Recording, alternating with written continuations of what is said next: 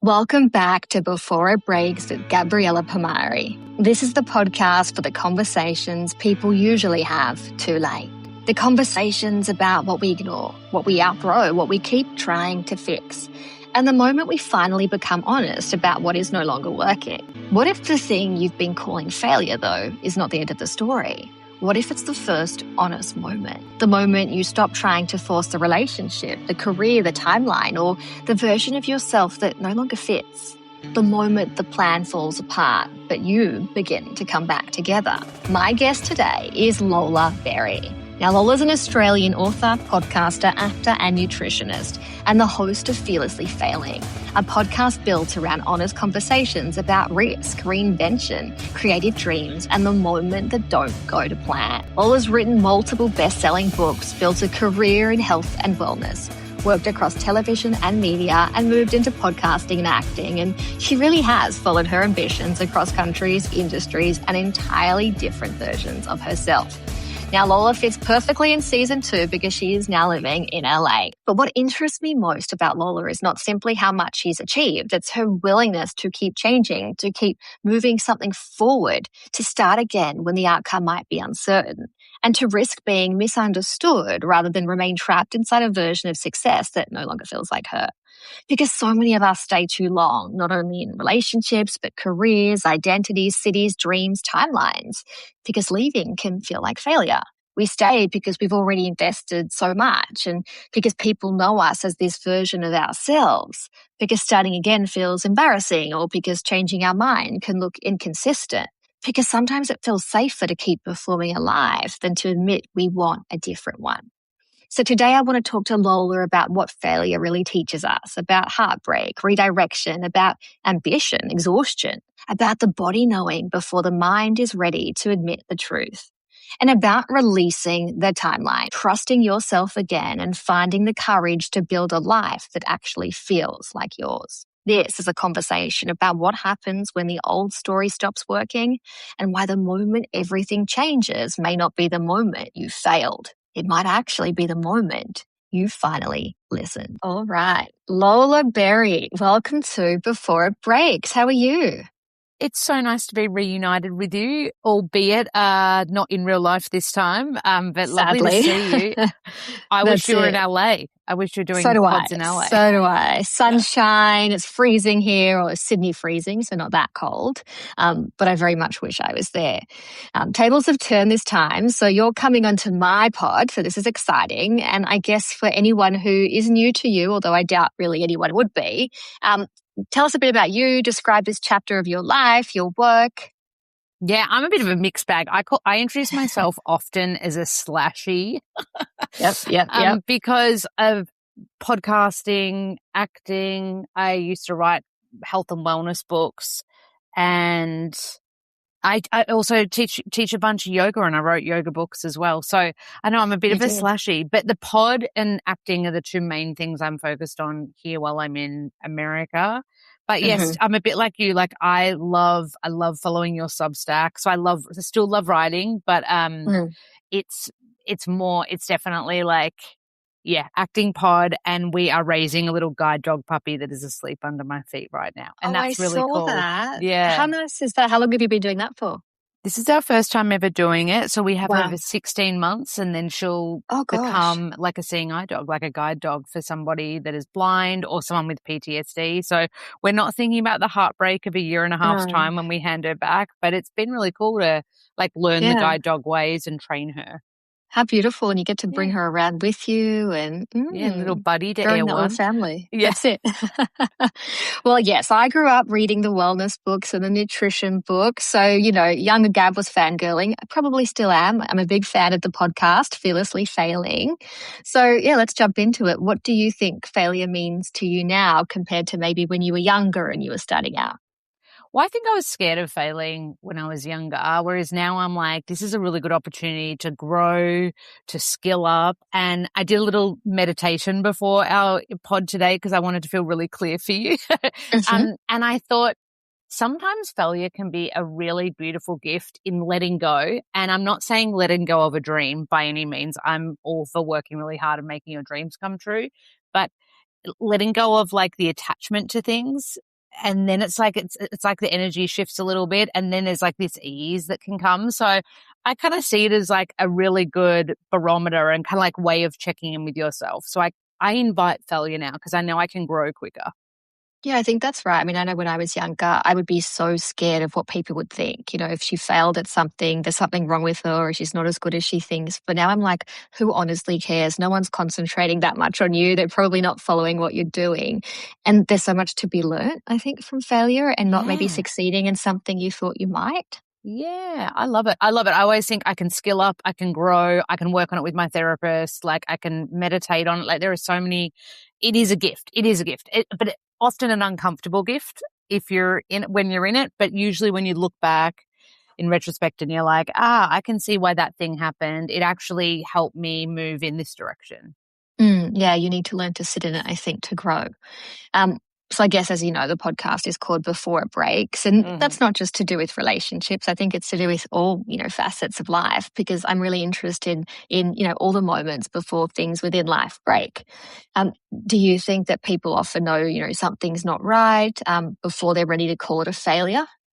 I love the way you talk about this. And I love the way that you talk about often it can be little things and more subtle things as well. Mm. And I think human beings are really complicated and complex. So I do think it can be uh, I think it's not like one big thing. I think it goes the same way with success and wins as well. I don't think it's like there's a saying here in Hollywood, an overnight success takes 10 years. Yeah. And so I feel like the same way with like when you talk about before things breaking, I think it's little things that like, it's like this unsticking or something. And it's up to us to use our barometer to kind of like notice if something feels a little off. That sounds very whimsy and woo woo, I know. But for me, if something feels off, I'll feel it like viscerally. And I'm like, cool, okay, that feels off. I'm going to note that for next time. And then if the same behavior or pattern keeps happening, especially with friendships, like I know you talk a lot about relationships and something like I'm 40 and my 30s, no one prepared me for adult friendship breakups. It's And so true. right. It's sometimes so hard because you think you're going to have your buds forever. Right. And for me, I've noticed now that I've got to 40, I'm quicker at catching behavior that just doesn't fit with my vibe. Whereas when I was younger, I would just let it slide, and then it would break and it'd be quite heavy and traumatic. Whereas now if I see behavior that I'm like, oh, that's kind of not how I feel like I want to be treated, then I can just like take a little like self-care and step back a little. So that would be the coolness of aging. Like I love figuring that out older. There is something nice about that. I think you're right. When you're younger, there's almost a panic to lose a friendship. Again, it's like that judgment. It's we all need to have as many friends as we can. But these days, I think it's less about the number of friendships and really about the people you value. Those people you can count on your hand that are supportive of you, that have the same values as you. And that genuine friendship, as opposed to the person that, you might text once a year for the sake of saying, how you going? But they don't genuinely care what you're up to. Totally. That's certainly become interesting as we're growing older and evolving and doing different things in life. Totally. I mean, you've moved through lots of chapters, nutrition, books, media, podcasting, acting. You've moved overseas. How do you think that you know when it's the right time to let, yourself evolve or let an old identity evolve?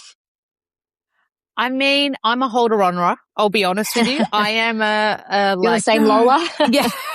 I'm a holder on it, but I often have found, and I was telling you just before we hit record on this, I did an audition and I was really wanted it. I was like, this suits me. I know I'm really good for it. This was a really fun acting audition. I worked hard on it. And I got kind of like a maybe back. And I was like, oh, this feels terrible. This feels like I'm in limbo. And so I just mentally, and I have the most beautiful partner in the whole world. And he was like, just let it go. Let it go. Pretend it was a no. Just trick yourself. So I did this full letting go and I was like, okay, I didn't get it. 48 hours later, they're like, hey, you've got a call back. Can you do it again? Wow. And so I think for me, the art of this kind of idea of just being like, letting things go. I mean, it's very hard to do, but like letting go and trusting in the work and trusting in who you are as a human. And what you have just touched on as well is like the value piece too. Like if values are aligned, whether it's in friendship, whether it's in relationships, whether it's in work opportunities, I know that that's like huge for me. I want value alignment. I don't even know if I answered your question properly, but that's what came out. No, I think I get you too. And I mean, linking it to relationships, I've often found that it's very hard if you don't have that same alignment on values where, I'm doing a whole bunch of different things now. And maybe it wasn't the person I was a couple of years ago. And is, my partner accepting of that? Does he understand and support that? Because that really does impact a relationship, particularly with travel. I mean, you guys both moved overseas together. How was that? Well, I moved over first because it's quite tricky, as you know. You're in America what feels like every second week. You getting that New York billboard, I was like, oh, shut the front door. I know I've said congrats, but I'm so proud of you for that. So I moved over first because we're on different visas essentially. And so I moved over first. So we actually our relationship was long distance for the first 2 years. So so Matt lived in Byron Bay and I lived in Los Angeles. And so I do 6 months on, 6 months off to keep my visa active and then also keep a relationship with him. And that took very honest conversations. We were both consistently in therapy. So yeah, that first 2 years, a lot of people, I'm a bit of a lone wolf, if I'm honest. So I actually can lock into my own. I feel like you're this busy. I know you miss your fam bam so much when you travel, but when you travel, you don't stop. And a part of you, I feel thrives in that go, go, go, go, go, go, go. Okay, this is how much time I've got. I'm going to make hay.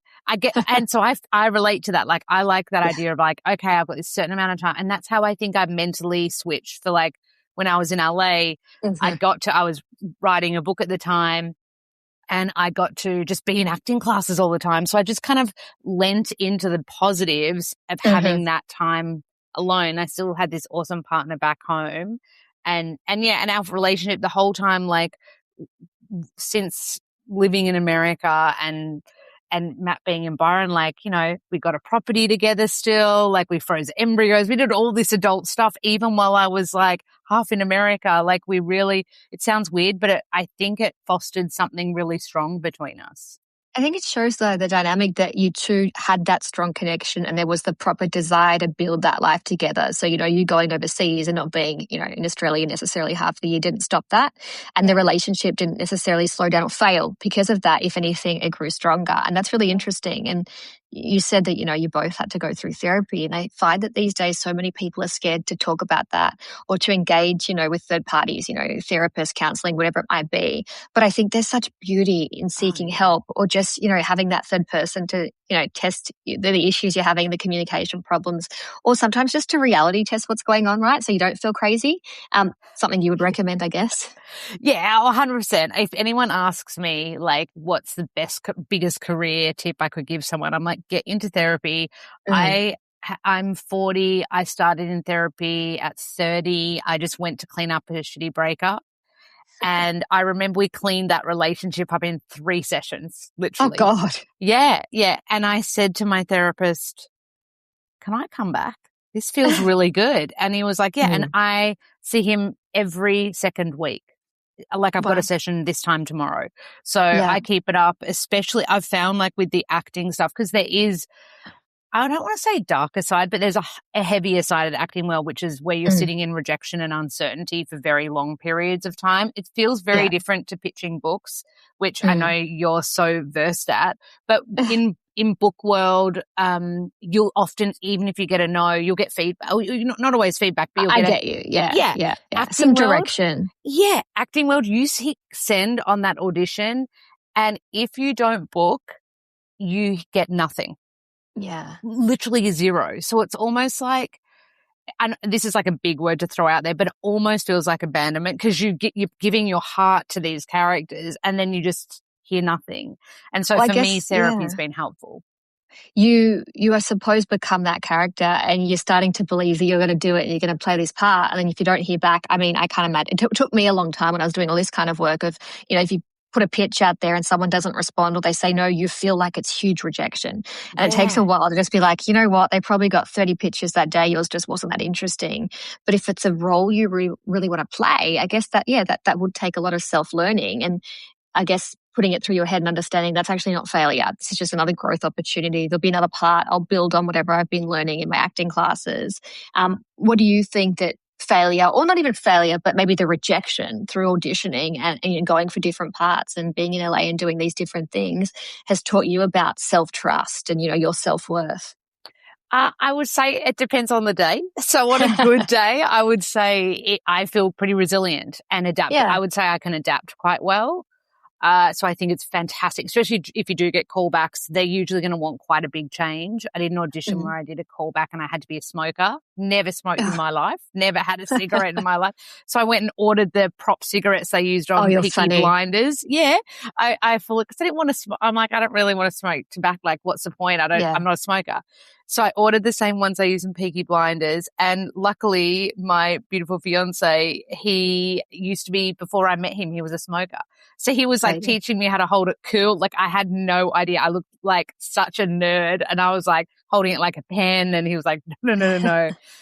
So like, I just see it all as truly like, a gift. I think it's like, as long as you don't feel it's like rejection and you're like, do you know what? It's an opportunity to like build resilience, to become more adaptable, to like find the fun and the play in it as well. And that's like, if I go for a role that I don't think I'm right for, I auditioned for a horror about a month ago and I had to audition to a teddy bear, like a soft toy, and it was going to murder me. And I was like, how do you take that seriously? Right. And not laugh. Like, do you know what my first audition was? You're going to die.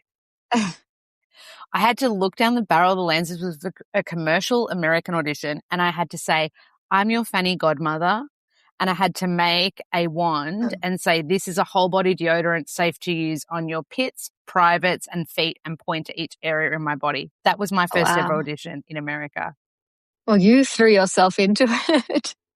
Truly, it's this, that's what I mean. You got to lose all that sense of like caring if you're being judged and all of that. You just got to be like, cool, on to the next. And that sense of like letting go pretty quickly too. Yeah, absolutely. I mean, I totally agree with that. And I guess I kind of link that to relationships, friendships, and that sort of thing as well, because I think that idea of failure, rejection, or building new opportunities comes into how you are in relationships. Do you think over time in your adult life, the travel, the moving, all of that has taught you something different about relationships? Yeah, that's a really good question. I feel like the real ones stand the test of time, and I'm mad for a voice note. Probably, I don't know if you are, but being a podcaster, I think I love a voice note and our community. And I know I was watching your stories today and you talked about having a confidence community and I loved it. And I was like, who's mine? And I was thinking like, it's my mates back in Byron that are like, you go girl. Oh my God, send me a pic from that audition. And it's like, you've got, I think it's like the thing that I've learned is like, even when we go back after like a year being away or a year and a half being away, those friendships don't go anywhere. And it does feel like you are just picking up from wherever you left off. And it's really, I think the travel, like the distance is kind of a gift because it means that you and the other person on the other side of that friendship or relationship also has to put in a little bit of, like make a little bit of an effort if they want a friendship. Effort. Yeah. So I like it. I mean, I'm big on not having, like, I've got 5 mates kind of thing. That's that's a perfect amount for me. I agree with that. Yeah. I'm big on that. Don't want too many. But yeah, the real ones, like, yeah, they'll check in and we voice note. I love it. Do you think that moving to LA changed a lot of that in terms of maintaining those friendships, having people who maybe still understood you, didn't judge you or weren't competitive? Do you think that they were really able to connect with what you were doing? Do you know what I mean? Yeah, I think like champion you, like that the way you were talking about that confidence. The confidence community. Yeah, exactly. Yeah. It's the people who genuinely believe in you and it's not like, oh, here she goes again posting or, she thinks she's some actress in Hollywood, but really believe in you. And I think that's important as a person too and gives you that extra confidence. 100%. I will say it's been a really good barometer because in LA, like friendships are quite quick and they move Mm. through quite quickly because everyone here is hustling. Everyone wants something. So you do see the other side of that where you'll think someone's a friend and pretty quickly they'll just want something from you. And that definitely does happen. And it's taken me a lot of work over the last couple of years to like catch that before I give somebody the world, because I love helping and helping people and making friends. But it usually, if it starts coming at my like one-sided cost, I have learned to kind of step away. That's been a big, big, big lesson for me. So again, that's showing it depends where you are in the world, but here it is very like people are hustling. LA is an expensive city to live in. People want to have their next win. People don't hold back. It's competitive, yeah. Yeah, and they'll ask you for stuff like, hey, can I have your manager's details? Hey, can I? And you're just like, cool. But if it ends up being like constantly asking for things, then it fully depletes me. And I'm just like, oh, this feels bad. And then I come back to this, like my confidence community, and it never feels takey. It feels nourishing. Yeah. It feels like we've got the same values, even though like one of the people in my confidence community, his name's Sam, and he's a chef. You know, like very different worlds, right? But like he's passionate and we have very similar, like we express like passion the same way and like get excited for one another. So I think it really like, you just want a good gang around you and you want to be able to read the play when it feels a little too takey. Yeah, I think when it's one-way traffic, that's a relationship perhaps to start letting go of. And I'm all for helping people out. If someone says, hey, do you know, got a contact in a particular area, of course I'll give it. But at the same time, you give some, it goes around. Then we'll hope that if I need something, someone will help me out. Yeah. But there is that balance of someone always asking and always taking, and then you start to sort of feel a bit empty because you think there's a reason that we've got this relationship, but it's not actually because it's a true friendship. Yeah. And that can be really hard. You, I guess, started over somewhat in that when you did the big move. Did you find that you had to sort of prove yourself, particularly in a city like LA where there are so many people and as you say, they're hustling, they're all trying to get there and, become the next big thing? You obviously had an intention. You're very clear on what you want, your next few goals. Was that hard?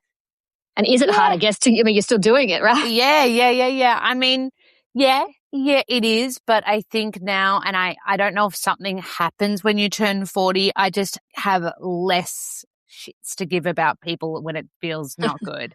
You know what I mean? Like when I first got here, I think, it did feel a little, I love the way you said one-way traffic. I'm taken that and put it in my pocket because that is like how the best way I could describe how that felt. So I felt like, and because LA is a city where there is a little bit of fluff and a little bit of that more so than I would say Sid's or Malb's and not, and like in Australia, like you hang out with your mates, like, you know what I mean? It's not, whereas here you're trying to build a community from scratch and that feels weird. Like I got here at 35, like that felt so weird. Wow, and so it's been 5 years. Yeah, and it was COVID when I got here too. So like there was a lot of like, I was very lonely. I was just trying to figure out what made me feel safe and secure friendship-wise. Yeah. So yeah, I would say proving myself. The only people that I really care about that with are like that inner core group of people. I don't care. Like when I'm in acting class, I'm like, I'm just here to learn. And you got to get over yourself real fast because the actors in your acting class, you see them on billboards driving home. Jeez, yeah. So you got to get out of your head. You got to not compare. My acting teacher said, comparison is cancer for creatives. I love that. Yeah. That's true though, because at the end of the day, you're unique. And I think by trying to be someone else, you're going to fail. Like those opportunities aren't going to come because if someone wants you, it's going to be you for you, right? Yeah. So look, I don't know. I can't imagine living in LA. I think there's just so much going on there and there probably is a lot of competition that my personality probably wouldn't thrive. I'm too like controlling. I need to know what's happening. Maybe you're more go with the flow. But I can relate to the control. I can relate to, I actually think you would fly here because you are such a hard worker and Americans value the time and effort you put in. It's like the American, it's like to be free, land of the free, you need to show that you can sweat it out, work it out. And it's like, and I love that about America because I love working hard. So, it does pay off. Like even I had an audition recently and I pitched myself direct. And they're like, oh, I Good on you. love how direct you are. And I'm like, well, what have I got to lose? Nothing. 100%. That's Yeah. it. Put yourself out there. I mean, that's what you're working hard for. Yeah. I guess given your health, your nutrition background, wellness, all of that, what do you reckon that the body teaches people about emotional honesty and feeling what's going on? Oh my goodness, what a great question. I think your body really lets you know. I mean, we've all heard of polyvagal theory and like, Yeah. and how like if we're anxious, we'll feel it in the body. For me, and this is going to sound very woo-woo, but I've been meditating. My I love naturopath, woo-woo. well, my naturopath, I had really high cholesterol at the start of the year, and my naturopath was like, cool, we're going to make all these lifestyle changes. And he goes, because you're a nutritionist, I'm not going to put you on any supplements yet. I want to see if you can do it by essentially cutting certain foods out. And I was living a pretty Paleolithic kind of lifestyle. So a lot of meat, a lot of coconut oil, which is very healthy for a lot of people. But for me, it was just too much saturated fat. Okay. And he was like, just let's try it diet and see and do your bloods and retest in 3 months. I was like, cool. And he's like, one other thing I need you to do. And I was like, yeah. He's like, you need to meditate. And I was like, cool. And he didn't think I'd do it because he calls me a shark. Like if I stopped moving, I'd die. And so, and we've been friends. He's part of my confidence community. We've been friends forever. And I was like, all right, well, he's telling me I better start meditating. And I love it. I'm like 130 days straight now, I think. Gosh. But I noticed that like I'm so much more emotionally attuned to what I'm feeling now. Like I can take a meeting and I'll walk out and call my partner, call Matt and be like, that's not for me. Or the opposite. Oh, I really feel like I'm going to work with that person. Yeah, it's like it sharpens up your intuition. But as far as like the body letting us know, I mean, it definitely does. And like all like gut, like we know like that the gut is like the brain essentially in the way it responds to things in the body. Serotonin receptors are in our gut. So like if you're feeling like super anxious before or after something or after meeting someone, or you get really bloated or you get really tired or everything goes through you, like take notice of that. That's your body literally talking to you and being like, this ain't for me. Or I'm feeling fight or flight right now and I need to be ready to fight essentially. So yeah, I always take notice. I also wear an aura ring. So as soon as I see my heart rate variability change, and it's elevated, I'll take notice of what I did that day if it feels really, and that's been a really good one because I'm like, wow. I think I have to jump on the bandwagon. I'm seeing everyone doing it. I think I've just got to do it because that is me. My body tells me everything before it's happening. Like I'm telling you, before I'm ready to admit there's like a problem in my relationship or I'm too stressed at work, something will happen. And like recently I've had bad blood pressure, stress. I used to have endo, which went away for like, not when I say went away, settled for like 7 years and it's been back really bad.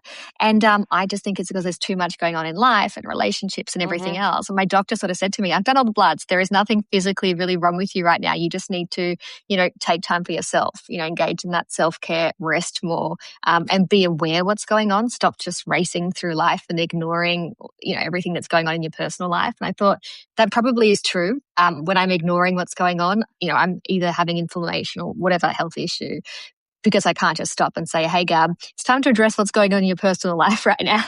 It's so hard to do that, though. It is so hard to stop. I get like acute like shoulder and back pain and it's always psychological. Like always I'll be stressing about something or I'll feel unsafe. Like for me, if I go away somewhere and I'm like, this doesn't feel like right, like you can like set your clock to it. Lola's about to get back pain to the point that I have to go and get like Voltaren from, if I'm in Australia, from the chemist because I'm like, I'm out for like 2 days. So listen to your body and do you know what? Like notice like when things crop up, like look back over time. Like you mentioned endo, like you said it's been really nice and good for 7 years, but go back to what was going on in your life when it flared up last. Like that's exactly right. Yeah. It's so fascinating. I actually love all this stuff. Oh. Yeah, well, that's why I thought I got the perfect person today to talk about it with. Do you think, though, realistically, that we've got this constant need, to engage in self-care, but can we separate that need, to have real self-care from that pressure to constantly need to optimize ourselves? And I think sometimes there's that balance of we're all on Instagram, we're all on social media, TikTok, we see the reels, and these days, look, I fall for it, all the different self-care tools and machinery and things we need. Is there real self-care versus the things that everyone thinks that they need? That's such a great question. Oh, God, you're a very good podcast host. I would say, yeah, there isn't. So for me, like, I do a bunch of self-care things. I lift weights, I do yoga, I meditate, I see a therapist, eat pretty clean, and they're kind of my self-care things. Get out in nature, hike, right? But they're kind of like, we know you got to do those things to feel healthy. So it's kind of like I would happily add in like saunas and red light therapy. So that list, like the stuff you were talking about, you see on TikTok, right? Yeah. But then I've got something that I do, two things I do that are arguably better for my self-care that aren't like that. So one is I go to the movies. Love it, yeah. I see a movie. I can just see a movie. And it's like... But will you eat the salty popcorn at the movies? So I buy the healthy popcorn at... Of course you do. at Target on the way through. Or at Ollie. Oh, America has like the best alternatives to everything. Only because I don't want to feel like sick after. Yeah, and then that weird American butter, the melted weird movie You're butter. balancing it. Okay, yeah. Yeah. So I'll still have a treaty. I'll just make sure I don't feel sick the next day treaty. The other thing I do, and I've actually been doing it specifically when I'm anxiously awaiting like an email from someone or a call back, I've started drawing. Okay. Like it just came to me, like I was talking to Matt and I was like, I'm feeling really flat waiting to hear back from this. Actually, I've seen some of these lately. You're right, on your stories. They're really good. I've just started like drawing. We love Western things. We want to live on a ranch one day. And so I've just started drawing like horses and cows and ranches and like a cowboy bandit. And yeah, I set aside like 15 minutes. I don't go ham, and I'm just like, see how I feel. And it just like, it's that flow state where time stops. I'm not thinking about anything other than the thing I'm doing. And they're like two, I would say arguably as important as my meditation and my therapy and all those other things that I'm doing for self-care. But they're the two that like, there's no reward at the end of them other than just I was just about to say that. Yeah. I think that's what it is. You're obviously very creative, smart. So you like the idea of maybe it's the creative outlet. But again, there's no competition, there's no reward, there's no end. It's just you getting to be yourself and have that outlet perhaps. And I guess that's why I do some of the stuff I do is just, I have a very stressful job. I'm at the office today. I'm like, thinking about the clients I have. And for me, I know this is still work to an extent, but I actually just enjoy switching off and having a chat. And for me, that's like a different maybe side of my brain. I don't know. Yeah, totally. I do one of these weird ones and I learned it from, look, I'm going to call you one of the OG wellness people from when I was growing up. I can't remember who it was, but someone used to talk about putting your legs up on the wall and sort of lying down. So like, yeah, it's a yoga pose, legs up the wall. Okay, well, there you go. See, I'm not a yogi, but I've been doing that for, I'd say, 12 years, and I do it every morning, every night, and I feel so incredibly different. I can't explain it. It's like I just need to zen out. I won't scroll on my phone. I won't listen to anything or watch anything, but I really feel different after doing it. And I just feel like that's one of the original things without doing all the light therapy and the saunas and all these new techie type things. Mind you, I did buy these strange red light under eye glasses, and I think it's just a trend, but hey, it makes me feel good. Oh my goodness, send me them. I want to know what they are. I'm going to text you about that after. Everyone has been. I'm like, I think it's placebo, but if it's working, that's okay. So yeah, God, it's interesting, the self-care and the wellness Legs world. up the wall is great though. I teach yoga here in LA and I do it every single class. Another thing you can do is if you have a block at home, like a yoga block, you can actually put the block underneath your sacrum and then send your legs up, and that's called waterfall. But against a wall means you don't need anything. And basically it's activating your parasympathetic nervous system. So super calming. And also it's really good for lymphatic drainage because your legs are the other way all the time pretty much. And so it's one of the most medicinal yoga poses ever. There we go. A bit of yoga advice here today. See, you're getting a bit of everything in this episode. Love me some yogs. I love yoga. If we go back to, I guess, your podcast and what you talk to people about, and obviously we talk a lot about failing, do you think that through all the conversations you've had with so many different people, you've noticed different patterns in terms of failure and trying again and starting out? This is the first thing that came to me. I would say like age has a lot to do with it. So if I'm interviewing someone like at the infancy of their career or like early 30s kind of vibe, That's a very different interview versus interviewing someone mid-60s. They're my favorite. Yeah. You get to someone that's lived and got that wisdom and experience and zero F's to give. You're going to get a very honest. Honesty is kind of one of my favorite ways to communicate. And everybody is pretty brutally honest on the pod, but there's something about someone that is so has that life experience and wisdom. And it's, my therapist said this the other day, because I was trying to learn this New York accent for this audition and it was taking ages. I wasn't catching it as quick as I used to. And I was like, am I aging? And he's like, yeah. And he said, we get better as we get older, but we also get slightly slower. And he said, I don't know if that's a good thing or a bad thing. And in your brain with learning lines and stuff, it's so easy in your 30s. You just can look at it 3 or 4 times and you've probably got a pretty solid handle. Whereas I'm noticing and I'm looking into supplements. Does that mean more creatine? Does that mean more fish oil? But I would say age is really especially because I do interview a lot of creatives, a lot of actors, a lot of authors. You were the first lawyer I ever had on the pod, There you go. I like to think of myself as a mix. A lawyer's so boring. You're definitely a mix. You're a slashy. Well, you're author, pod host, mate, speaker. She doesn't know what she wants, this girl. No, I mean, I think being a slashy is the best way to be because you get to try on all those different things. And like you said, this just brings you joy. You're having conversations with people. So you just got to keep doing that, I feel the same way about pods. But yeah, I interviewed this actor called Anthony LaPaglia. I think he's 64 or 65 now. Mm-hmm. And then I said, what advice have you got? And he goes, he's got this really interesting accent. It's half New York, half Australian. He's like, forget the fluff. There's a lot of fluff in acting. And he's like, I always say I love acting. I don't love the box it comes in. He was just forget that. And he's kind of become a mentor over the years too in my time in LA. And he'll always say to me, you just one audition away, Lola. You just one. And every time he says, I tear up, because, he's killed it. He's got this incredible career and, but yeah, I think you need those people in your corner. It does. Yeah, I think so. Would you say then, okay, we're not in our 60s, but we haven't had that much of life, but you've gone through a lot, you've experienced a lot, you've achieved a lot.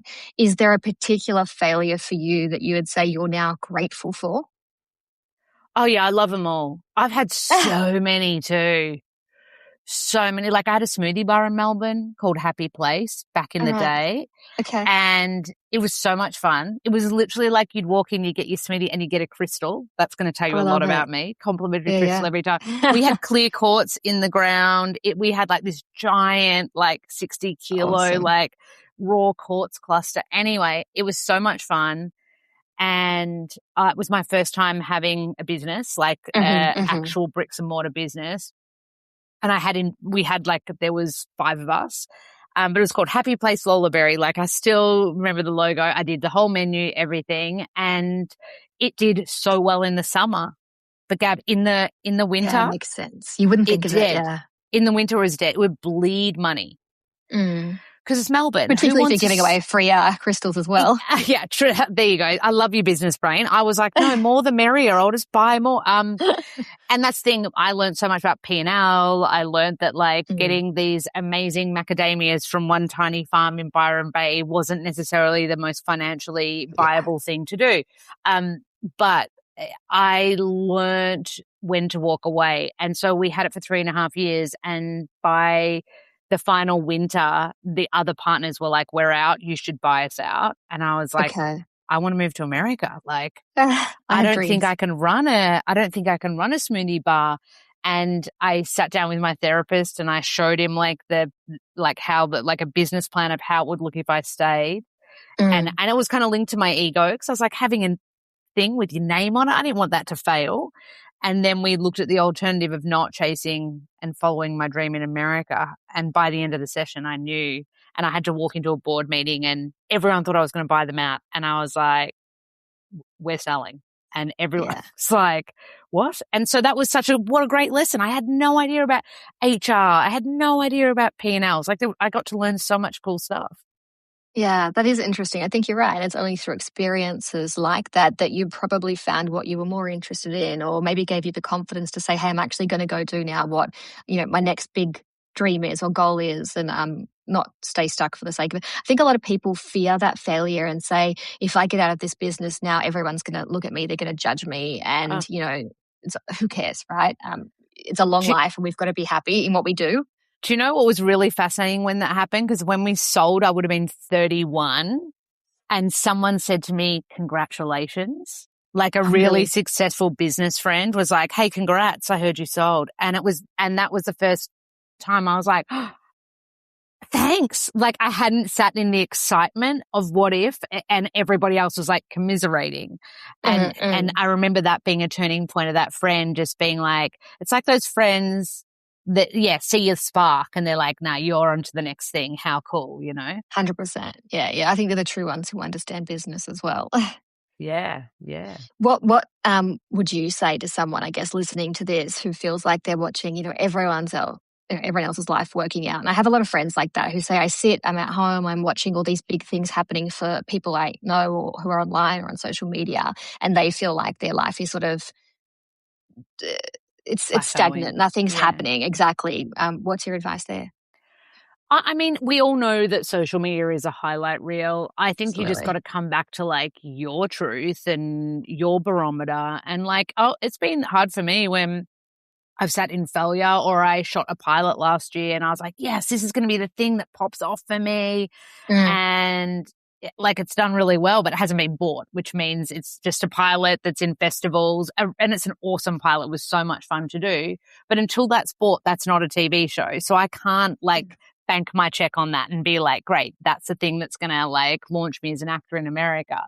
And so when you're then seeing other people book roles, or other people, a lot of my friends are building families, and we're choosing to not do that at this stage of our life right now, which is a very constant open conversation with each other, with therapists, all that kind of thing.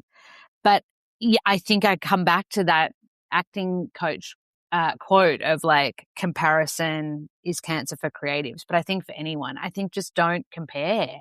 It's not worth it. And everybody has peaks and troughs. Everybody has good years and shitty, it just happens.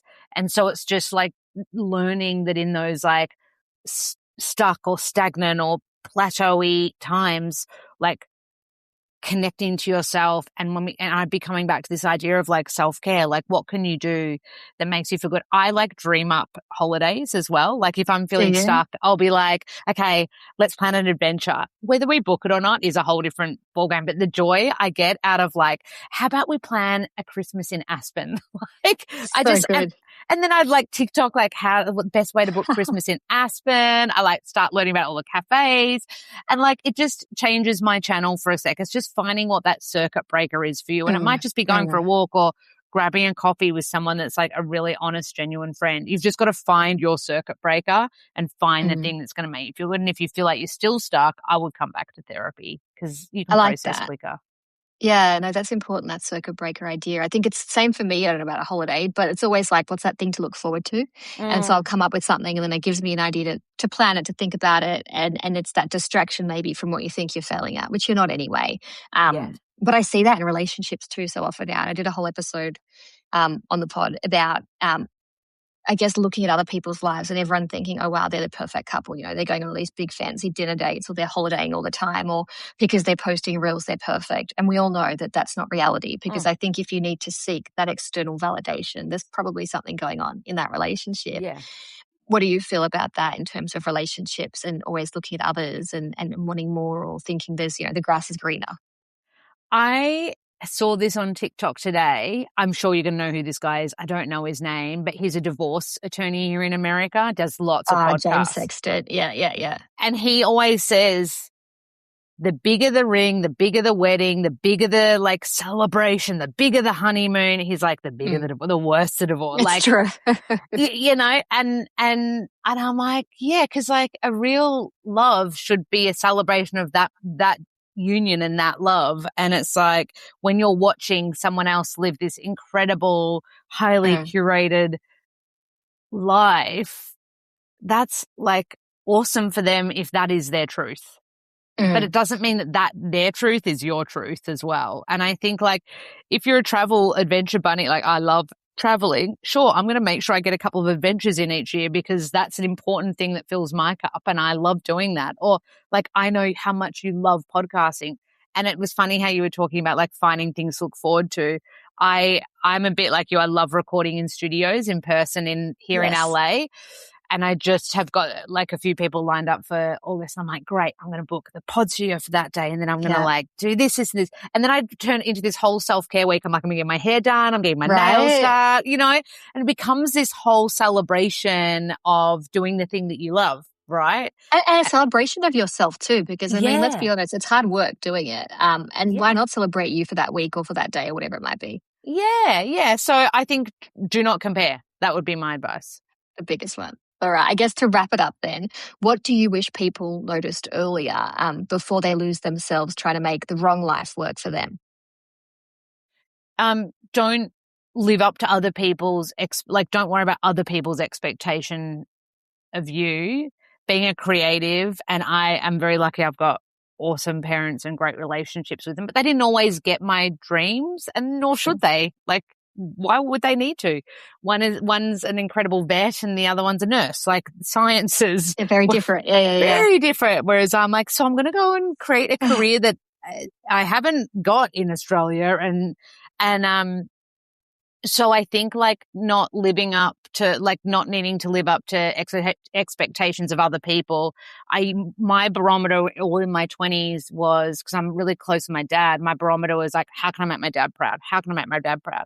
And I remember he wrote me a card one year, so beautiful with words. He wrote me it was either a birthday or a Christmas card. And he was like, I'm always so proud of you.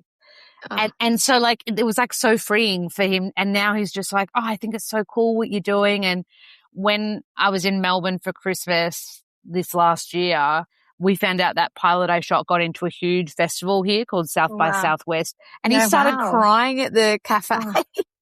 God, that's cute. Do you know what I mean? But I spent years being like, no, I should go into zoology and be a vet like my dad, you know, like, and I love animals. I'm obsessed with animals. But,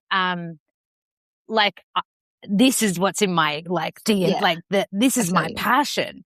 And so I think just doing and coming back to this idea, like the body doesn't lie, what we were talking about, like do the stuff that makes you feel alive, makes you feel good. And even if you've got a different job to your passion, super common, super normal, you know, just make sure you're still doing those things that make you feel alive at least a couple of times a week.